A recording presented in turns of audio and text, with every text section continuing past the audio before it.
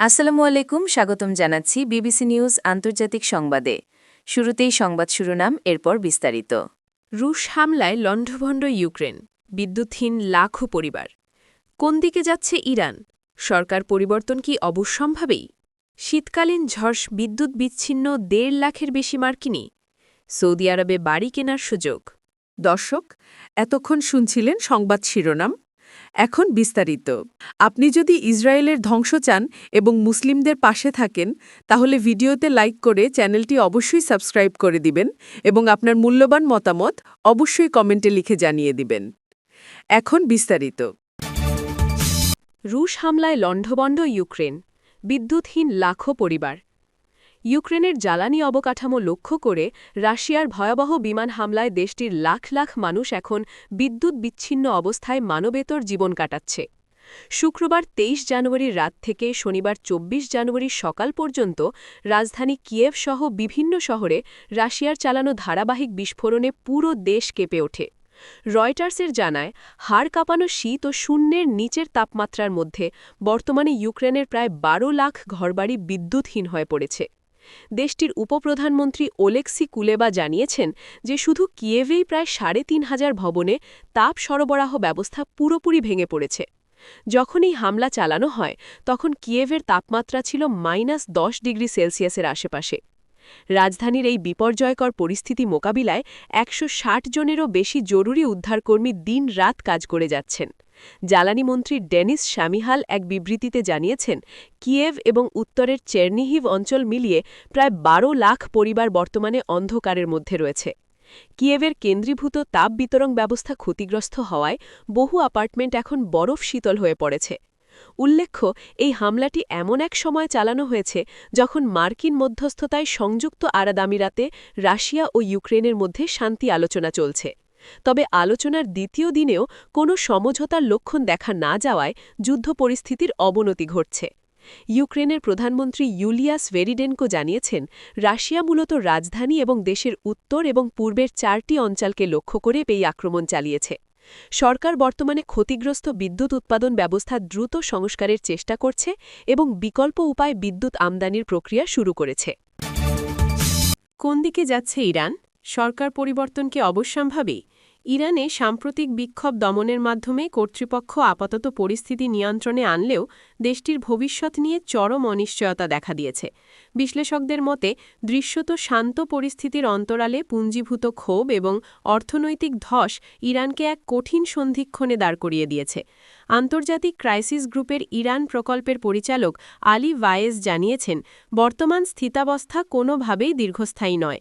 যদি তেহরান বড় ধরনের কোনো সংস্কার বা পরিবর্তনের পথে না হাঁটে, তবে দেশটির পতন অনিবার্য হয়ে উঠতে পারে। বিশেষ করে মার্কিন নিষেধাজ্ঞা প্রত্যাহার এবং অর্থনীতির চাকা সচল করতে যুক্তরাষ্ট্রের সঙ্গে একটি চুক্তিতে পৌঁছানো এখন সময়ের দাবি হয়ে দাঁড়িয়েছে। ইরানের বর্তমান সংকটের মূলে রয়েছে ভয়াবহ অর্থনৈতিক বিপর্যয়।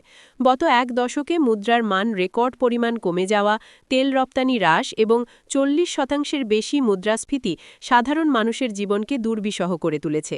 এর সঙ্গে যোগ হয়েছে বিদ্যুৎ বিভ্রাট ও পানির তীব্র সংকট। আগেকার বিক্ষোভগুলোর পর সরকার কিছু সামাজিক ছাড় বা ভর্তুকি দিয়ে পরিস্থিতি সামাল দিলেও এবার সেই আর্থিক সক্ষমতাও সরকারের নেই। ডোনাল্ড ট্রাম্পের দ্বিতীয় মেয়াদে মার্কিন প্রশাসন এখন আগের চেয়েও কঠোর অবস্থান নিয়েছে। ট্রাম্প পরিষ্কার জানিয়েছেন, ইরানকে তার পারমাণবিক অবকাঠামো সম্পূর্ণ ধ্বংস করতে হবে এবং মধ্যপ্রাচ্যে তাদের সমর্থিত সশস্ত্র গোষ্ঠীগুলোর অক্ষশক্তির নেটওয়ার্ক বন্ধ করতে হবে। আয়াতুল্লাহ খামেনির জন্য এই শর্তগুলো মেনে নেওয়া বেশ কঠিন, কারণ পারমাণবিক কর্মসূচি এবং আঞ্চলিক মিত্রদের সমর্থনই ইরানের প্রতিরক্ষা বলয় হিসেবে পরিচিত।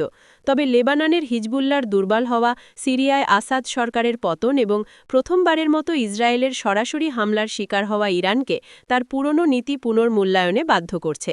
বিশ্লেষক মোহাম্মদ আলী শাবানী মনে করেন, জনগণের কাছে সরকারের বৈধতার প্রধান স্তম্ভ ছিল নিরাপত্তার নিশ্চয়তা, যা ইসরায়েলের সঙ্গে সাম্প্রতিক যুদ্ধে প্রশ্নবিদ্ধ হয়েছে। এখন জনগণের মৌলিক চাহিদা পূরণে ব্যর্থ হলে রাষ্ট্রের অস্তিত্ব টিকিয়ে রাখা কঠিন হবে। শীতকালীন ঝড়ে বিদ্যুৎ বিচ্ছিন্ন ১.৫ লাখের বেশি মার্কিনী। ভয়াবহ শীতকালীন ঝড় ও তুষারপাতের কারণে যুক্তরাষ্ট্রের টেক্সাস ও লুইজিয়ানা সহ বিভিন্ন অঙ্গরাজ্যে ১,৬০,০০০-এর বেশি গ্রাহক বিদ্যুৎহীন হয়ে পড়েছেন। তীব্র ঠান্ডায় বরফের ভারে গাছ ভেঙে বিদ্যুৎ লাইন ছিঁড়ে যাওয়ায় এই পরিস্থিতির সৃষ্টি হয়েছে। এছাড়া বিরূপ আবহাওয়ায় ফ্লাইট বাতিল ও জনজীবন স্থবির হয়ে পড়েছে। সংবাদ মাধ্যমের প্রতিবেদনে বলা হয়, ভয়াবহ শীতকালীন ঝড়ের কারণে যুক্তরাষ্ট্র ইতোমধ্যে ১৩,০০০-এর বেশি ফ্লাইট বাতিল করেছে।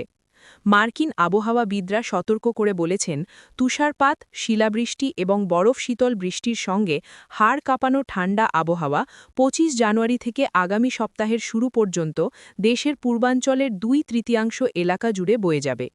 শনিবার মার্কিন প্রেসিডেন্ট ডোনাল্ড ট্রাম্প এই ঝড়কে ঐতিহাসিক আখ্যা দিয়ে দক্ষিণ ক্যারোলিনা, ভার্জিনিয়া, টেনেসি, জর্জিয়া, উত্তর Carolina, Maryland, Arkansas, Kentucky, Louisiana, Mississippi, Indiana এবং পশ্চিম ভার্জিনিয়ায় ফেডারেল জরুরি দুর্যোগ অবস্থা ঘোষণার অনুমোদন দিয়েছেন। নিজের সামাজিক যোগাযোগ মাধ্যম ট্রুথ সোশ্যালে দেওয়া এক পোস্টে ট্রাম্প বলেন, আমরা পরিস্থিতির উপর নজর রাখছি এবং ঝড়ের কবলে থাকা সব অঙ্গরাজ্যের সঙ্গে যোগাযোগ বজায় রাখছি। নিরাপদ থাকুন এবং উষ্ণ থাকুন। মার্কিন ডিপার্টমেন্ট অফ হোমল্যান্ড সিকিউরিটি জানিয়েছে, ১৭টি অঙ্গরাজ্য এবং district of Columbia, Washington DC ইতোমধ্যে আবহাওয়া সংক্রান্ত জরুরি অবস্থা জারি করেছে। শনিবার বিকালে হোমল্যান্ড সিকিউরিটি বিষয়ক মন্ত্রী ক্রিস্টি নোয়েম বলেন, দক্ষিণাঞ্চলীয় রাজ্যগুলিতে আমাদের হাজার হাজার মানুষ বিদ্যুৎহীন অবস্থায় আছেন। ইউটিলিটি কর্মীরা দ্রুত বিদ্যুৎ সংযোগ পুনরুদ্ধারের জন্য কাজ করে যাচ্ছেন। poweroutage.com-এর তথ্যানুযায়ী স্থানীয় সময় শনিবার রাত 10:17 পর্যন্ত 1,60,000-এর বেশি মার্কিন গ্রাহক বিদ্যুৎহীন ছিলেন, যার সিংহভাগই লুইজিয়ানা ও টেক্সাসের বাসিন্দা ছিলেন। সৌদি আরবে বাড়ি কেনার সুযোগ। ২০২৬ সালের জানুয়ারি থেকে সৌদি আরবের আবাসন খাতে এক ঐতিহাসিক পরিবর্তন আসতে যাচ্ছে। দেশটির নতুন আইন অনুযায়ী প্রথমবারের মতো বিদেশি নাগরিক এবং প্রবাসীরা নির্দিষ্ট কিছু এলাকায় সরাসরি সম্পত্তি কেনার সুযোগ পাবেন।